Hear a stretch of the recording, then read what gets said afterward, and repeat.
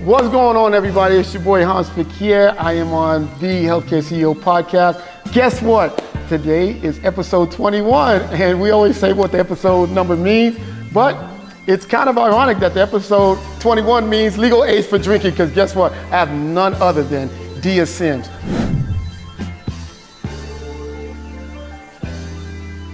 Listen, this lady is such a mogul in the industry. She's one of the quiet, successful people that you have never heard about, but you need to hear about. She has rubbed shoulders with some of the most influential people on the face of this earth. Listen, she's built brands from $0 to $1 billion. I don't even have to say anything else, man. She's a beast, she's a queen. We're gonna introduce to the Healthcare CEO podcast, Ms. Dia Sims. Let's go. Hey, it's so great to see you. I just got one clap, and it's like drink champs. I'm trying to get everybody to clap, but we just gonna keep it. Listen. We're just gonna try harder. Yes. And shout out to my boy, Chef Alexander. My producer is actually your cousin. Yes, indeed. So it's about who we know. Lesson 1, relationships. Build relationships. He has made this happen. And I told him the first time I met you was with Tia, and you and your husband was playing spades, whipping on people. Yeah, absolutely. Is there some other way to play? Like, I don't. It was some party. She's like my cousin, and all I know is you guys introduced me. You guys didn't even say hi. You're like, oh hey, yeah. When it needs all your concentration, when it needs a full-time job. Listen, man, it's just such a privilege to have you, right? But even though you're having me on, we're at your house. That's right. We're at Dia's house. Welcome. We're at beautiful Dia's city house. of Atlanta. That's how important you are. I come to you. I'm like, Chef, whatever you got to do to make it happen, I'm going to be there. We got a bar. I mean, I feel like that's got to be something. It's got to be. You are doing your thing. So even though it's your house, we got ground rules on the Healthcare CEO podcast. So one of the rules are we do 90% information, 10% motivation. Love that. Dia, you have an amazing backstory. We're going to give people just a little bit about that because I want them to dig deeper into you on their own time. Sure. But we're going to leave breadcrumbs for those next inspiring young lady or young man who want to know how do they get into the spirits, but how do they dominate it in a male industry field? How do they do that? Right. So that's what we're going to focus on. Okay. And then the second rule, of course, is no gatekeeping. So we ask all our guests to leave the keys at the door, but this is your house, so I took your keys, and you're just going to pass them to me. It's very official. Let me make sure. Yeah, we're making it official. I'm getting the keys. You can't have all the keys, but Listen, hey, you know what? We're gonna do this. We got 3 keys, so sometimes I'm gonna ask you to drop 3 gems. At the end of the day. That nobody knows about. That no one knows about. Yeah, it's gotta be like gem number 1, how you get into this room is ... Okay. Gem number 2, I study 8 hours, whatever. Gotcha. You know what I mean? So we're gonna do that. Okay. But for now, I'm not gonna steal the spotlight. I just need to tell people, I did my research now. I love that. Sometimes it's wrong though, so. Listen, one thing we got in common though, it's not wrong, is you're from Queens. That's right. Queens get the money. That's right, that's Let's a fact. go. Absolutely. What was childhood like for you in Queens? I love growing up in Queens. One of the things I always say that I don't know if people realize, and it was the case when I was young and it's still the case now, in Queens, there are more languages spoken, like kind of, GDP-wise, if you will, than anywhere in the whole world, not just in the US. So like being able to grow up with such a diverse amount of cultures and be able to learn different styles, foods, spices, music, culture, it was such a rich backdrop, right, to go into really any field and understand how important it is that when you're building any brand that you pay real, respectful, requited attention to the culture you're trying to serve. So I think it was just like a beautiful place to come from. And then I grew up specifically in a neighborhood called East Elmhurst, Queens, right by LaGuardia Airport. A lot of people also don't know about this neighborhood, but like so much incredible talent has come out of that area. I'll start even just specifically from hip hop. Whether it was, Rakim, or I grew up seeing, Salt and Pepper. I'm aging myself, but when I was young, doing practicing their dances in the backyard next door was Kwame. If anybody remembers him having block parties, Play had a Kid and Play were from our neighborhood. They would perform at the block parties. They had a barbershop. So I was young, but I was able to see something that started off really as it felt like a cultural hobby, and then watch it grow, right, to become like, wait a minute, they got a movie across the whole United States in every movie theater? Oh, they're owning businesses, right? Oh, they're on night TV right now. Oh, wait a minute, now it's $1 trillion industry. So I think having a front seat to seeing something that we love, that felt really personal and part of our culture, catapult in a way that impacted commerce and companies at a global scale, it's just like there's no better school than that. Yeah, but that All right, so a lot of us, I grew up in Miami, but I'm from Queens, right? And we see stuff like that, right? But you are saying that I took that and said that it could be me, because you're taking your background of a diverse community, right? But then you're narrowing down to the people that are making it outside of the community.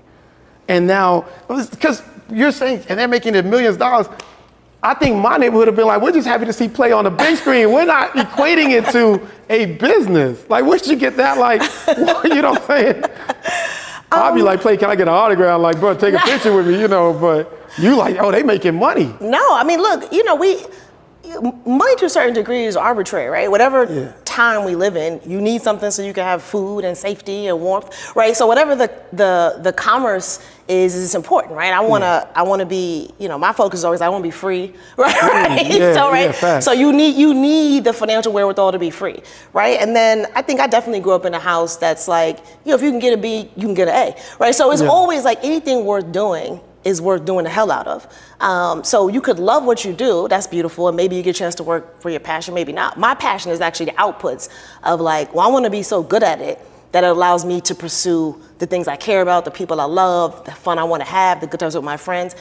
It was less about like, I wanna go up and make millions of dollars. It was more around like, what's the path for me to wake up and I choose what I wanna do every day. Nice. Now you got a military dad.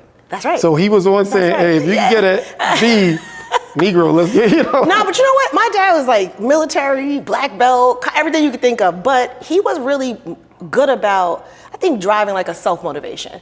Like it wasn't that they were so, like my parents weren't like super strict on they were just like, girl, you're intelligent, you bringing this to the table. Like, if you have these talents, it's almost incumbent upon you to do the best you can. It's incumbent upon you to bring any gifts you have to the world and to share and to build community. So I think it's a different, you can only motivate people so far for so long when it's just fear-based. I give them a lot of credit. They really base, and me and my brother and my sister, like a foundation of like why we ourselves want to get up and do things. And it comes from, like a self-intrinsic motivation. That's crazy, because I've had a lot of guests that's been on this show so far.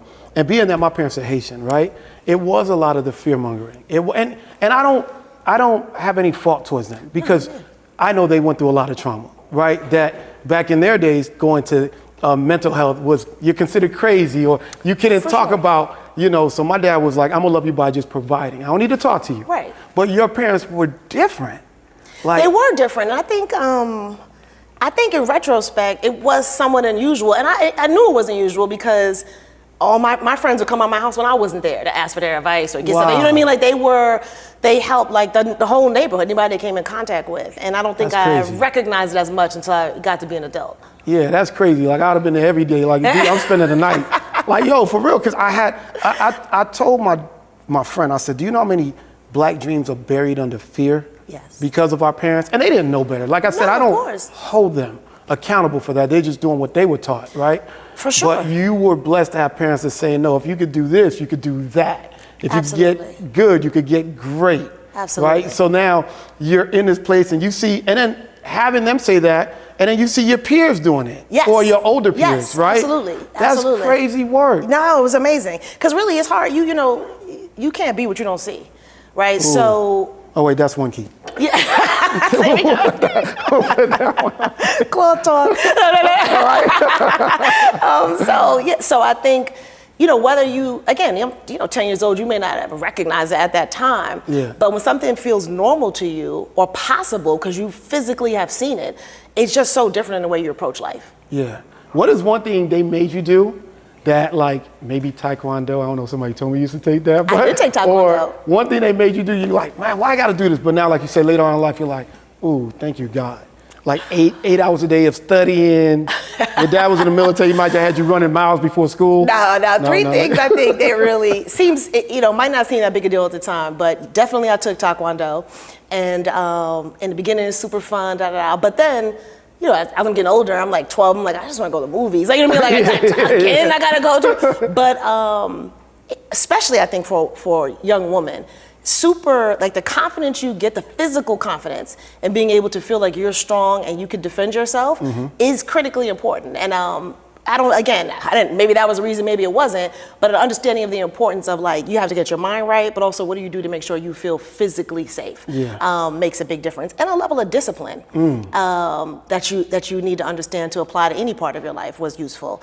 My dad taught me to play chess really early. Nice. And similar thing where the confidence, first of all, the idea of strategy, the importance of every piece, right? The thinking of the tactics that come in, peace or war that you understand from playing chess Thinking are ahead. applicable to every portion of life. And I remember being in like 5th grade and, being the only girl at like a camp, but beating all the other 5th grade boys. And that gives you that feeling of like, okay, anything is possible, right? If you put the right discipline into it. And then my mother used to play Scrabble with me all the time.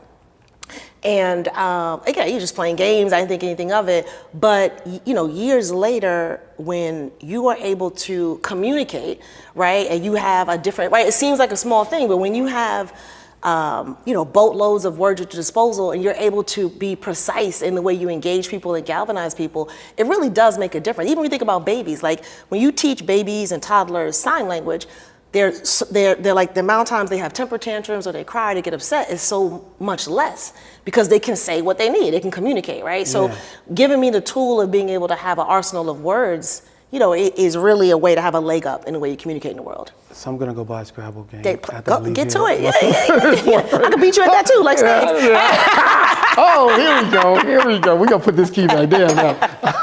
Look, that is dope, but you got me thinking, like, what am I doing with my son? I mean, he can read now, but I'm very competitive. I'm gonna buy that little boy a Scrabble game when I leave here in a chess thing. That's crazy. So you had the foundation, but one thing I want people to understand, just from, like, you could give so much information in 2 minutes that I could take with me for the rest of my life. Like, for real, like, you just saying, if it ain't in, because it's not even you. It's like, if it's not in your household, go find a household where you're gonna get that positive feedback, where you can't. So people can't use this excuse like, oh, she had the right parents. That's a scapegoat, but you're saying, my friends came and they wasn't getting it from their household, they got it from my parents. So that's a good seed to plant for people watching this. Like, no, find that energy, find that motivation. Yeah, like, I don't want to pretend like it's hard. Like, end of the day, like I grew up at an amazing time, but I also grew up in the height of the crack era. Like, we grew up around, like, I can't tell you how many, I had great parents, great family who loved me, but I couldn't count how many times I've been in a shootout. You know what I mean? Like, all of us, right? Like, I don't even know, hundreds of times. Right? So, I mean, we had the whole surroundings. I think everybody is having different levels of difficult circumstances. And it's hard. I don't want to pretend like, oh, it's so easy, skip to my Lou and get Skittles and rainbows, right? Like, you know what I mean? But the blessing of today is that you can really seek out the right information. You can really ask the questions. You can find, like, who is, trust your feelings and, like, is this the right environment? And it is hard to something that if you're in a situation where from birth, you're getting a negative feedback or you're not being believed in, it's hard to be 12 years old and be like, oh, I'm gonna figure out how my family is wrong. That's all you know. So that's why it's so important for us, I think, to make sure that we are going out of our way to do almost like missionary work day on. You know what I'm saying? Like, make sure people know there are options, there are people, there are better days ahead. And that's part of a lot of your brand. We're gonna get to that because I'm definitely giving people the backstory, right? So when you're in this house and you're in Queens, you growing up, you see these entertainers making money off of what they did. Was there something at that age, 14, 15, whenever, that you was like, hey, I'm gonna go this route? Or is it like most of us, I'm gonna go to college, I'll figure it out later on? No, definitely was not intentional. If anything, at that point, I was thinking about like, oh, I love science. I was like, maybe I'll be a scientist, maybe I'll be a lawyer. I was more so like, I'm gonna go to college and get a job. Also, in New York, at that time, everybody was like, take a test, like you take a test for the city. So like, at that time we were raised, you talked about, how much your parents loved you, and they showed up wanting to make sure we had stability.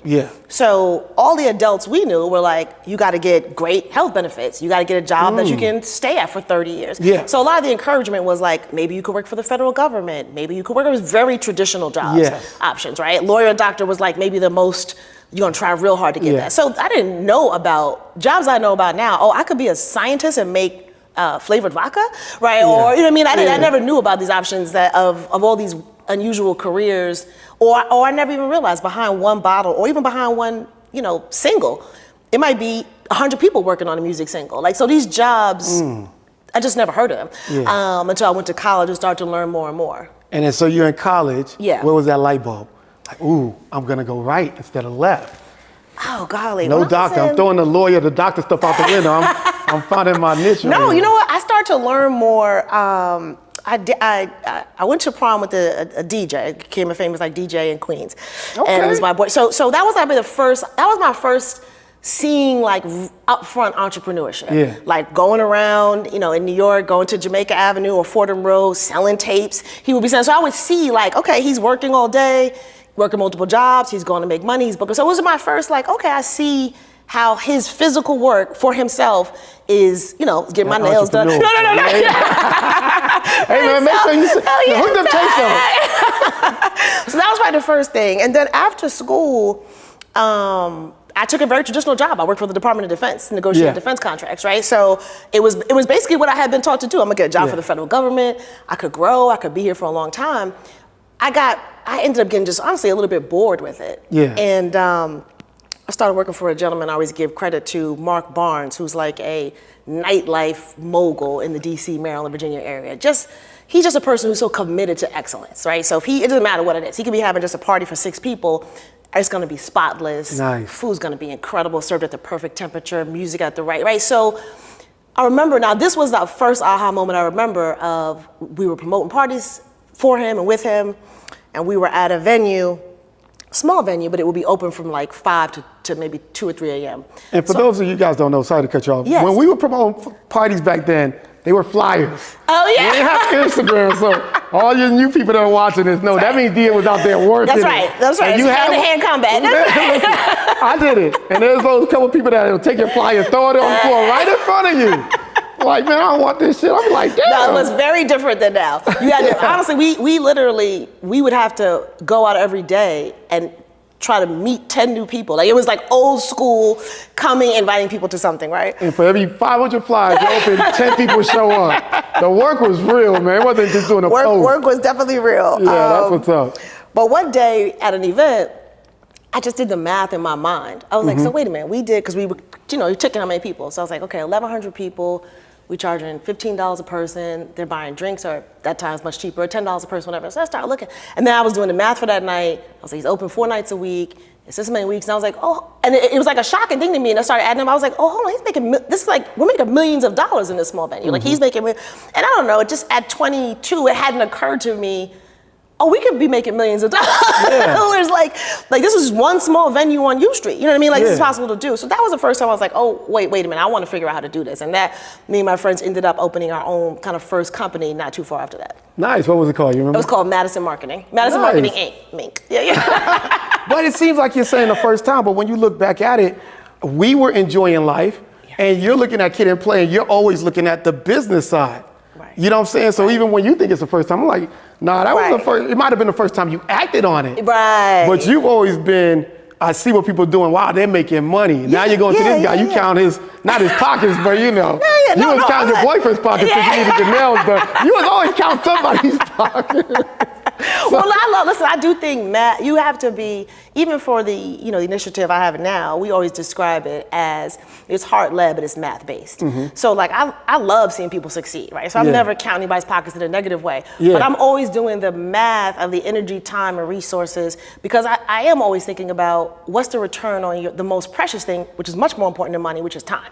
Gotta make sense. Yeah, gotta make sense. Yeah, and I love that. It's like, you're not counting pockets, but you're just saying, wow, there's something tangible. Something to learn from, really. Something I could learn from. Yeah. So another thing I want people to pay attention to is, you know, pay attention to your environment. Watch what someone's doing and saying, wow, this is profitable. Don't just go out there and enjoy the moment because you enjoyed it. Sure. But you're like, wait a minute, I could probably do this too, or I could add this to it. Absolutely. That is crazy work, but I know your bio, right? So you got your degree in psychology. Yes. Then you got your another degree you got your master's in management. Yes. And then you went to school for acquisition. Yes, Department of Defense. I got what do you call it? It all comes together. Yes. You got the ingredients to be who you are.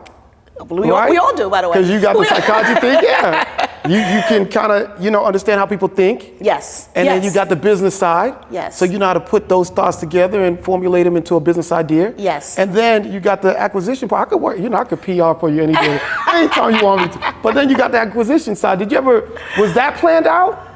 Nope. Because it's connecting the dots to me. Nope, not at all. I studied psychology because at the school I went to Morgan State, Go Bears. It was a science degree, so I really like running the biology part of science, right? And at the time I was trying to find a major because I didn't know if I wanted to go to law school or med school. So I was like, okay, psychology, I could go either way. And when I went to the Department of Defense, I first went into negotiating defense contracts. They sent me to, it's called Defense Acquisition University, where I was trained in negotiations. Nice. That to me, there's a lot. I'm not giving my TED Talk on education, but the fact that we're not actually trained. No. No, I was gonna say you name dropping in my mind. In my mind. The fact that we're not trained in how to negotiate with empathy, how to debate with class, with the debate, that kind of stuff you have to learn. We should learn that in first grade. Yeah. So I will say one of the most one of the advantages that I got in life was at 21, fully trained on how to negotiate.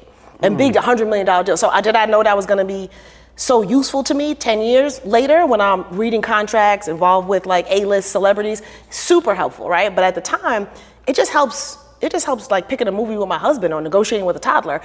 People around struggling with how to understand how to have a civil discourse, how to drive something forward that's good for both parties, how to understand the tools at their disposal, right, to be able to negotiate with somebody in a way that respects the other person. Yeah. But that was hugely, hugely important. Is there something, because just what you're saying is so intriguing, but so for someone saying, well, how do I learn that? And I can't get a job with the, defense. Right, so how would you tell somebody, hey, there's a book or YouTube or ChatGPT or something? Yeah, look, it's a different world now. You can find out. You can go on ChatGPT. You can Google. There's a million YouTubes on the tools of negotiation. I'm pretty sure I've spoken about it. So grab a YouTube where we've spoken about how important it is. But it's worth understanding, particularly.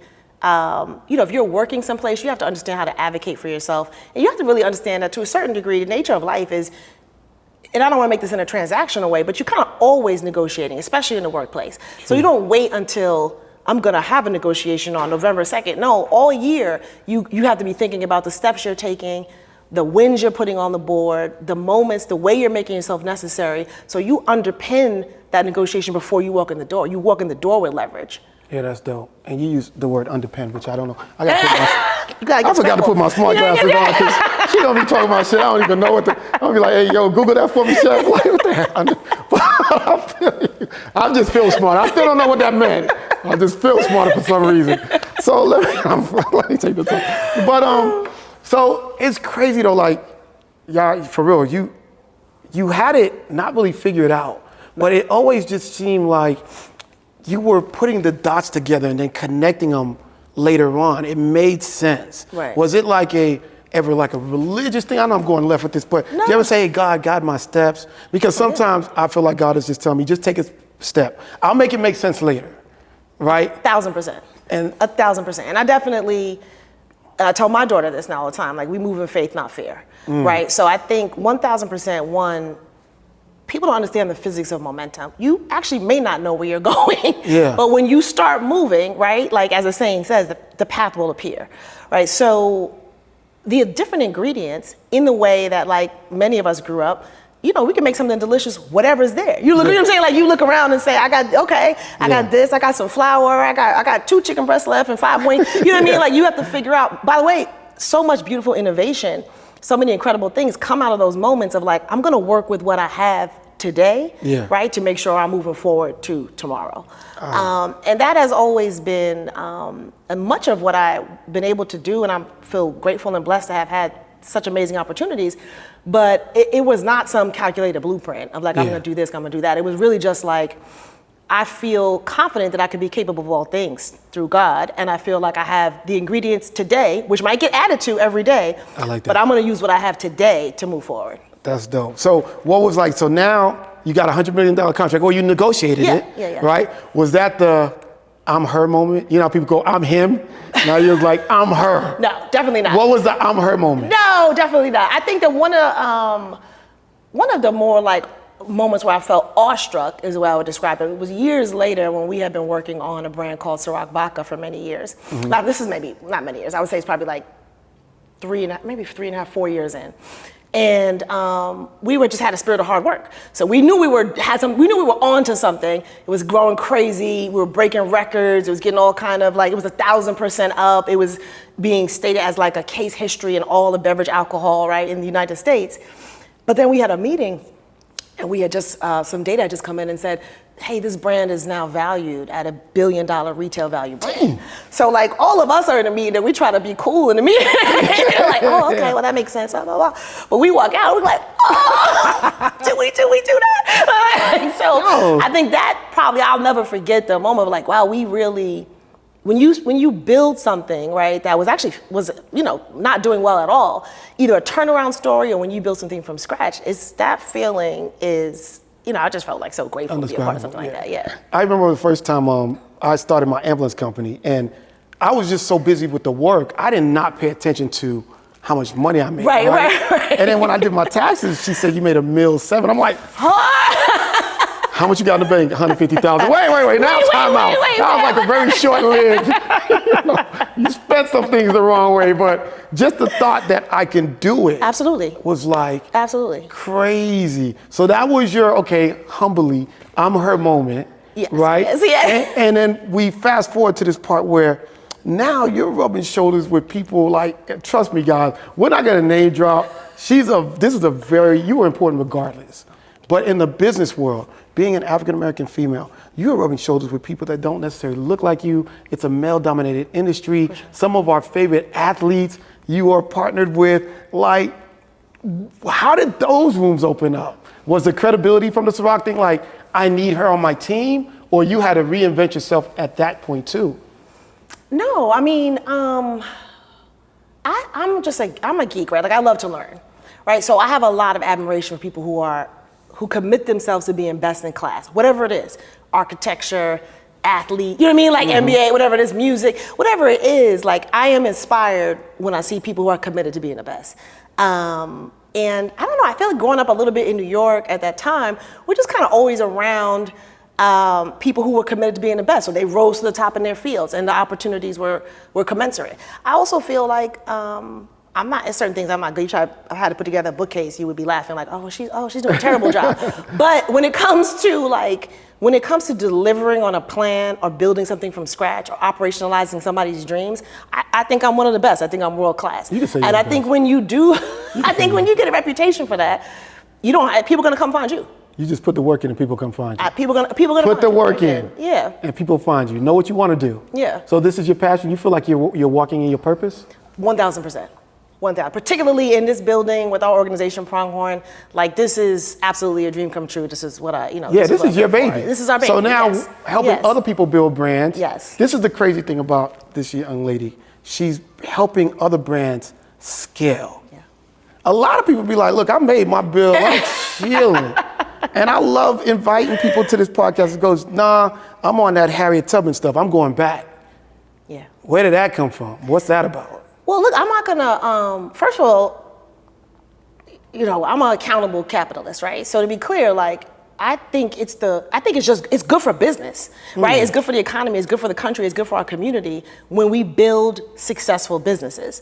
So I love to do and be sharing and do goodwill where it makes sense, but this just makes financial sense, by the way. You know what I mean? We don't think about it like that. So we're in these crazy times and the divisive times in the world right now, but I still feel proud of the country that I live in. I still feel like my family and my friends have contributed to building this country. I want to do whatever I can do, right? To hopefully, prayerfully, have another 250 years. Right. Keep building, yeah. We'll see. So I said to say, when we started Pronghorn with the idea of just how do you effectively diversify any industry, right? We are starting with the Black American population. We're starting with the beverage alcohol community in the United States because that's what we know how to do really well from the beginning. Well, can you, and not to cut you off, can you explain to people what Pronghorn is? Absolutely, yes. So we started an initiative a few years ago called Pronghorn. And the idea really was, how can we how do we make it easier in a for-profit way, right? To do well, right? Do good at the same time, right? So what we did, we went out and we raised $200 million for this 10-year initiative where we are focused on investing in Black American entrepreneurs. We're focused on hiring and having people placed in this great industry where, like I said earlier, so many people don't even know how many cool jobs there are in this industry. It doesn't matter whether you drink or you don't drink, but if you're a lawyer, a marketer, if you're a janitor, if you're a brand person, if you're an accountant, we have all the same jobs any other industry has, and you see women and Black and brown people grossly underrepresented. That's not good for the community, and it's not good for the industry either, because the industry has to learn how to serve the future consumer, or today's consumer, really. The industry has to understand innovation often comes from communities who aren't currently a part of that. And then because this industry is a little tricky, like it's heavily regulated, we're the only industry that has a constitutional amendment dedicated to it. When we bring people into the industry, we ensure that we are teaching them, and we're explaining all the nuance of the distribution system and every type of whiskey and how can you be successful. So we just finished our year 3. We've already affected, thank you, a 12% lift of Black American employment in the supplier tiers. Have you ever heard of like a Moët Hennessy or Diageo as an example? We are invested in 39 companies right now.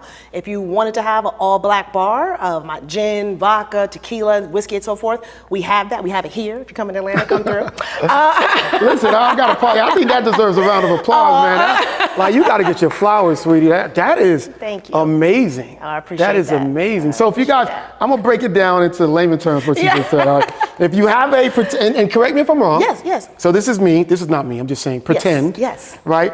And I say, listen, I have this really great, what is this, a rum? A vodka? Oh, no, that is a bourbon. Oh, bourbon? Yeah, Madagascar vanilla bourbon. Yes.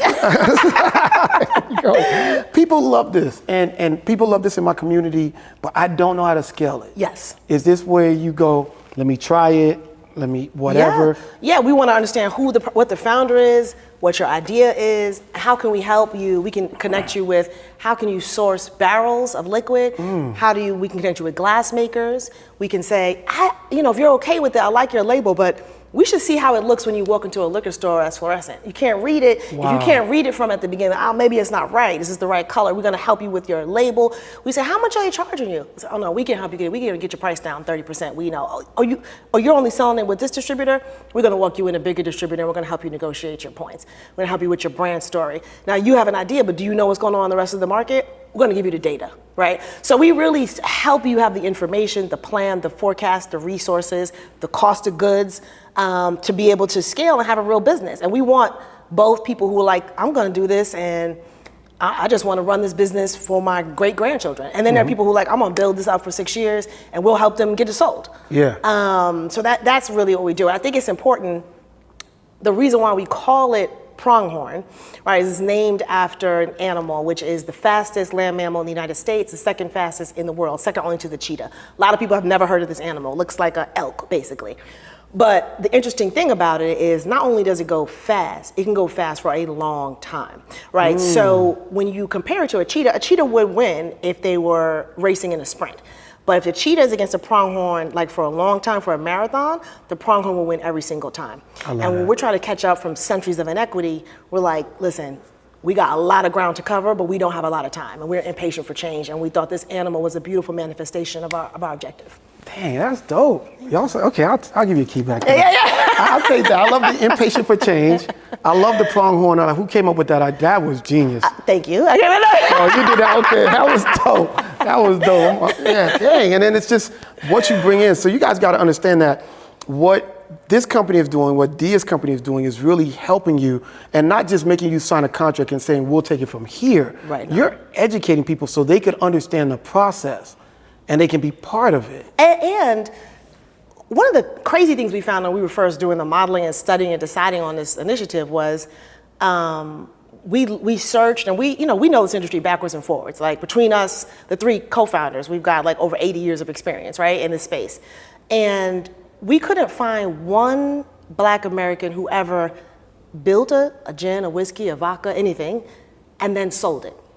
Right, so that means you got a cash event. If you got anybody ever heard about George Clooney getting $1 billion when he sold Cosmic, right? You know what I mean? No, no Black American at that time had ever had anything like that. Now, not $1 billion, not even $1 million. Jeez. So now, at least we have one. We got Jay-Z got a bit of a liquidity event, so shout out to, but you should have to be Jay-Z to be able to participate in this. And when you think about creating community wealth, we got to be able to participate in these liquidity events and these cash. We got to be able to be comfortable with, we're going to build some businesses for legacy, and we're going to build some businesses that we're going to sell.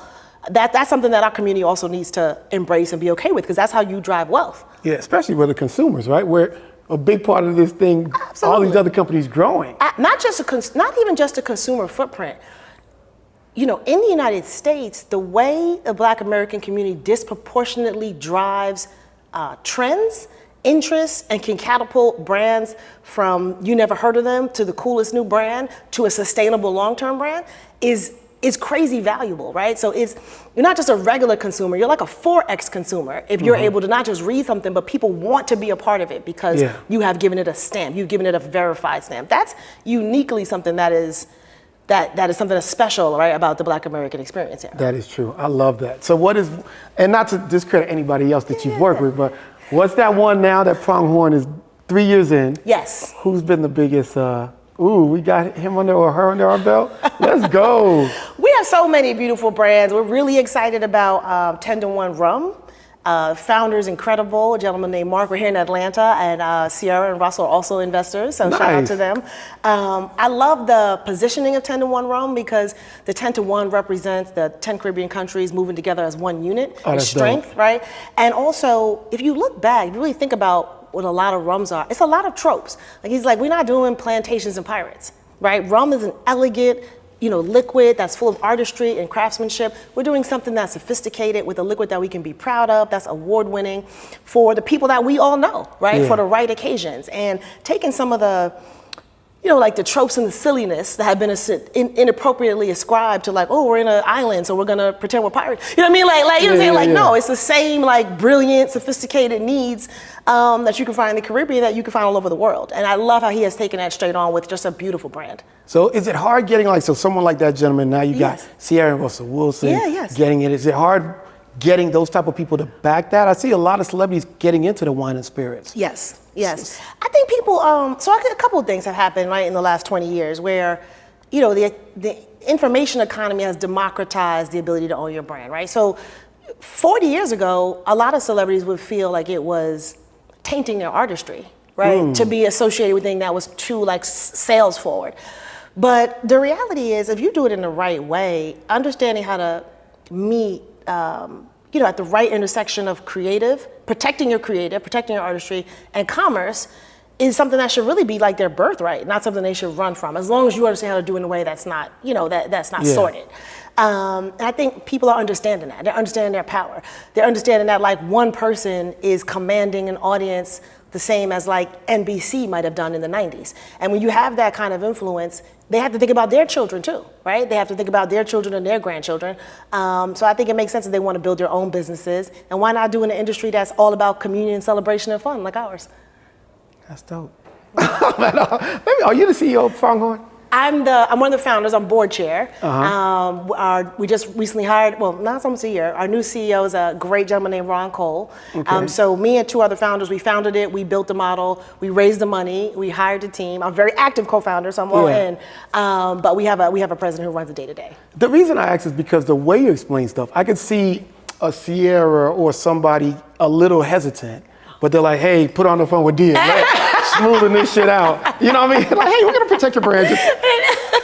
Russell still throw the ball. You just do everything. Throw a bottle of liquor. We'll make it seem aesthetically pleasing. I'm crazy involved. So I'm 100% a part of everything every day. You could see the experience of you putting 2 not like-minded people, but people that have the same goal but are thinking about it differently. And you're like, hey, I'm gonna make this fit. Right, so that's why I asked. A lot of times that'd be a CEO's role. But you're saying you're very involved. I'm very involved, and I do feel like a strength of mine is the ability to drive positive consensus, right? To move things forward, to herd the kittens, right? So I definitely, even for years, no matter what my job is, I've definitely always been the one to we got a client who's screaming and yelling in the room and throwing tomatoes. Can you go in and calm him down? You know what I mean? So definitely that's a skill, and it's an important skill to, studies show now, like your emotional intelligence is so much more important than your kind of academic intelligence. That is really gonna be the difference between the relationships you have, frankly, the access you have, and a lot of times the money you make. Yeah, and with that being said, you've been able to partner up with, people like LeBron, kind of? Yeah, absolutely, yes. Like you partnered with LeBron. Can you call that dude right now? I got my boy Hanz here. Holla at him. Hey, I told my man I was gonna call him. Put my speed down. Because he hurt right now, so we're gonna let him heal up. But that is crazy. And so just do you ever sit back and go, wow, like God is amazing? I mean, I know you say that. I do. So the difference though is, and shout out to LeBron and the founder Diego Osorio and the incredible brand Lobos Tequila they built. We all built together. I think I do feel like that, but the difference is I feel like that because I woke up. You know what I mean? Like, so like I'm very grateful. I'm very like, I woke up and then both my fees working today. It's crazy. Like even my closest friends who I've had for like over 40 years, they know I will be like, just this mango I had today, I don't even know. Guys are showing off with how delicious this mango is. So like, I think like it's the little things. But they're not little. Yeah. You know what I mean? That's the thing. They're really not little. I don't even know if this is something you guys have probably all seen on Instagram. I don't know if it's real or fake, but they show this moment where somebody who's colorblind is able to see color. Again, I don't know if it's real, but the idea of it is that he's like, y'all see this every day? Yeah. He's like, every day you just go out, like, we take for granted that like, are you walking and breathing? Or you got one friend, somebody, you could eat today? Like I'm already so blessed every morning. So everything beyond that, whoever I get the chance to work with or impact or joyous moments I have is just like added value. Yeah, that's dope. And I'm listening to a lot of manifesting and it every morning when I wake up, but it starts with that, right? Yeah. The one guy says, most successful people, they have this one thing that nobody else has is gratitude, right? And they wake up saying thank you. But like you said, Denzel said, first thing he does is he puts his slippers underneath his bed, so he has to get on his knees and thank God in the morning. I love that. So yeah, I'll take a key back for that one. I'm giving you back, I'm taking my keys back. But yeah, it's crazy though, because even with this manifesting podcast that I'm listening to is you attract because of your energy. And you're coming with the energy of, it says the more you chase, the more things run away. Be grateful for what you have now. I told Chef one time, it was like, if you chase a butterfly, it'll fly away from you. But if you create a garden, the butterflies will come to you, right? So it's just the way that you think, and it seems like doors are gonna continue. I don't have to be here, right? This is an interview that I had to get dressed up for. I put the Rolex. I was like, Chef, I went and bought this for you. Listen, I was so grateful for the opportunity. I'm like, yo, we ain't wearing hoodies today, bro. I was at Sioux Supply yesterday. This whole outfit is clean right now. Well, I was like, I got an important interview, my man. You nailed it. What? Impression, you gotta be thankful for those doors. Absolutely. Because the truth is, let's be 100. You could have been like, yo, cuz, I'm busy. And then I'm busy again, and I'm busy again. Listen, man, my cousin is married to Wyclef. That was out one day. I was struggling, dear. I couldn't find, and I'm the one who has a gift of gab. Right. I always tell an employer, don't interview me if you don't want to hire me. Because I'm gonna get the job. I know me, right? We from Queens, right? We gonna get the job. Hello. We gonna get the job. I'm trying to get the Queens down. We from Queens, so I used to always just walk around with that confidence. Yes. But my wife was pregnant at the time, and I couldn't find a job for nothing in the world. And just everybody got their reason. I never faulted him. Sure. I was like, yo, Clef, bro, cousin, I'll carry your bags.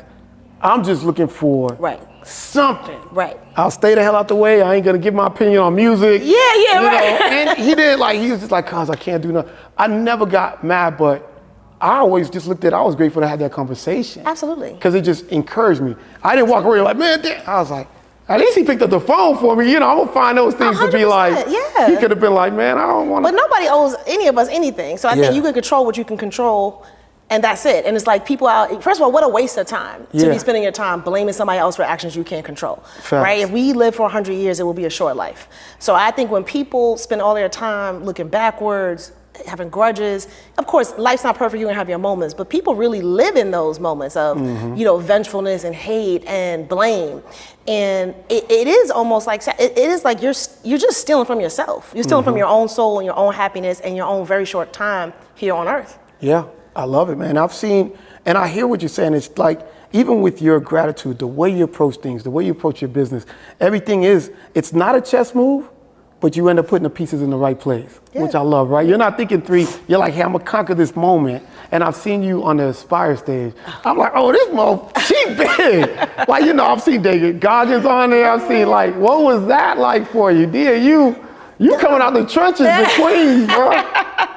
No, I love shit. Listen, Dan Fleischman and the Aspire team, they do incredible work, and they pull together just. So if you're not familiar with Aspire, check it out. Y'all got a YouTube if they're in your city, you should go. It's well worth the investment because the people who are there, the like-minded people in the audience with you, let alone who's on the stage, right? Yeah. It is such an incredible, series that he's put together. No, it was amazing. Was that one of your big moments? Like, you was doing it. I watched that video. I was like, she killing it. Listen, they got some good editors, so even I was like, in the moment it was amazing, but then when I saw it, I was like, oh, okay. I was like, yeah, I was looking like, Shepherd Show. I was like, dang, okay, this is real, man. We definitely got to see you on the TED Talks because you got so much game. Like, it's crazy though. But is there an experience? Keep it 100. Black lady in a room with probably no one who looks like her most of the time. Yeah, for sure. How you navigate through that? Oh, I mean, that's every day. I mean, at the end of the day, that's not unusual. And it's not that much has really changed, truthfully, material in the last 20 years. I mean, look, I just had last week. It's a small thing, but my husband and I are at a restaurant. This is a brand that Edmonds Honor is a brand we own outright. So we own this 100%, different than the other brands we invest in. So I was so great, the restaurant had it. I go to the bartender and I say, so thank you so much for carrying it. I'd love to hear more about it. I'm one of the owners of this brand. He says, oh, and nothing's wrong with being a liquor rep. He said, oh, you're a liquor rep, which is like a person who comes in. So I was like, sure. So let's keep talking. I explained. I was like, so me and my friend, we own this brand. But he actually could not receive it. And I'm just like, cool, pour. Go back to the table. We buy Edmonds Honor Old Fashions for the whole place. We bought, right. Yeah. So a nice older gentleman comes over to the table with my husband. He turns to my husband. He says, thank you so much for, tell me about and my husband starts to tell him about it, and he's like, this is my wife's company. So the man, he literally just won't even face me. So he talks, my husband says 3 times, this is my wife's brand, it's my wife's company. Doesn't acknowledge it, thank you again, sir, walks away. The hell? And it was actually, any wife could probably could agree with this. I was like, you see what I'm saying? You see how life is out here? You think I'm exaggerating, right? So the reality is I'll go in a room all the time where I'm going to be, even still, I just turned 50. I'll still be the youngest person in the room. Sometimes the only woman, sometimes the only person of any shade of color. Oh, thank you. And I just try to use it as an opportunity for one. If I'm getting any share of attention, good. I'm gonna take it and turn around and take the room over. One, two. I want to gather as much intelligence as I can to make sure that I'm ushering in even more people. I've had people so many times say, oh my gosh, I don't know, anybody, I never met anybody like you. It's just some white man who's 60 years old running a company.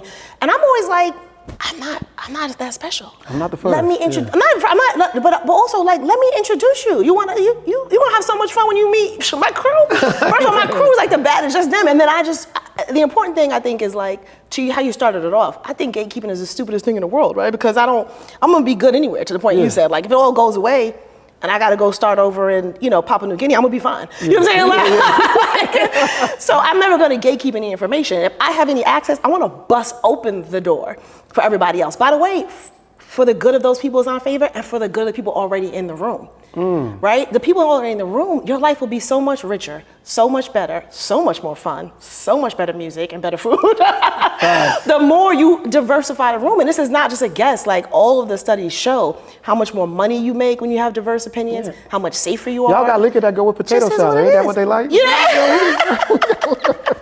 It's just true. Okay, cool. That's dope. So I'm gonna give you an answer to fix that. So whenever you lead with I'm Dia Sims, I know Taekwondo, and then ...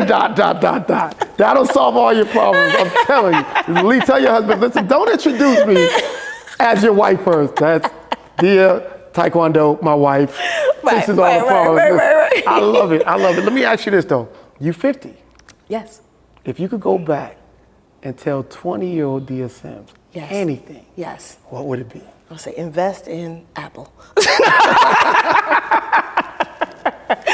Outside of that stuff, yeah, give me the lotto numbers, but no, outside of that is true though, but like something like be patient or something that, you know, you'd be like, man, if I could look at my 20-year-old self right now. Right. And it might not be anything, because I know you love your journey and you're grateful for it. I do, I love my journey. I'm a big, like, you know, butterfly effect type person. Like, you know what I mean? Like, you change one thing, you don't know why. Like, everything happens for a reason. Yeah. So, you know, I mean, maybe just, I would say make sure you focus on your health. That would be one thing. I think we, for many years, worked so hard. You know, I grew up in the, you know, sleep is a cousin of death era, right? So we worked around the clock. We worked around the clock for years, like for real. Like people, I work around the clock. No, for real, like for real. no sleep. You know what I'm saying? Like, and by the way, we had a lot of success out of that and built a bunch of successful companies out of that. But I think at some point you do have to make sure you have some level of like, okay, you gotta take care of yourself. You gotta take care of you know what I mean, yourself, and make sure you're as healthy and as strong as you can be. Yeah, I love it. And your experience, your mindset, the way you connect the dots. You don't just do spirits. You've helped brand TV shows. You've helped brand clothing. Like your experience and the way you do things. This is your baby. Yes. But what Dia is trying to tell you guys is if you guys take the right mentality as far as, you know, start when you're a kid, figure out if you don't get that support at home, get it from somewhere else, find that information, put yourself in the right rooms and take advantage of the environments that you're in. Yeah. Look at how people are making money. Look at how this is going, right? And that could be you. Think outside of your own limitations, because we really don't have any.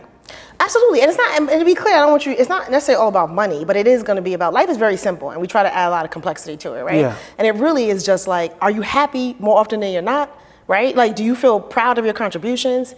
Do you love somebody and does somebody love you? Like, those are the things. You get that right, you're winning at life. If money is a way to unlock that for you, that's it. If your artistry is, if it is, you know what I mean? Like, everybody has their own journey. But the pursuit is really just a joyful life that you're proud of. Yeah, somebody once said success is not what you acquire, it's who you become while you're trying to acquire it. Absolutely. And this is a successful person right here. Look, she's in magazines. We didn't show y'all. This lady's in magazines. She's on YouTube. She's done plenty of things. Look at that. You are doing your thing, and it's a diverse picture. Absolutely. You embody that. Absolutely. You can't change anything. Like, women can't change the world to be better for women if men aren't involved, right? You know what I mean? Like, as a black woman, I'm gonna do as much as I can ourselves and control everything we can control and grow ourselves as much as we possibly can. But we do need participation from other, right? Like, it just is what it is. So when I talk about diversity, we use diversity as we use it incorrectly in an imprecise way, as if it's a euphemism for diversity. That means black people or whatever subpopulation. No, really diversity just means an actual diverse. So you have white men and veterans and left-handed people and Buddhists and religious. Like, that's actual diversity. And when you have real diversity, like the blessings of the Amazon rainforest being so biodiverse, or the fact that mixed breed dogs live longer than pure breeds. Diversity is just actually good for the world. You know what I mean? Like, so I really believe that. Like, I really believe that. I really try to live my life that way. I build my businesses that way, that I legitimately have diverse thoughts. I don't want to be surrounded by everybody who's just like me, because I'm not gonna learn anything. Facts. I love it. Listen, this is dope. So if anybody, and I could talk to you all day. I'm sitting here like a sponge. But if anybody really wanted to just get to know Dia, or if there's like a YouTube, or if people just wanted to DM you like, hey, I'm in spirits, but I'm stuck. Is there something that you'd say, contact my assistant, contact me, follow me on Instagram? Yeah, listen, first, our industry is hiring. So at a time right now where unemployment is rising, where 300,000 black women were just laid off, Pronghorn.co, we have about 900 jobs right now open across the United States. So please come. We're looking for talented, incredible people. If you have a business idea, it doesn't actually always have to be spirits, by the way. Like I said, we're invested in tech. It's something that can be spirits adjacent. Like, you could be a marketing company and you don't do anything in spirits. You want to get your way in. You could be a podcast and y'all sponsor that for like 6-year contracts. I feel you. Hit us up. I'm at Dia Sims or at Pronghorn on IG for sure.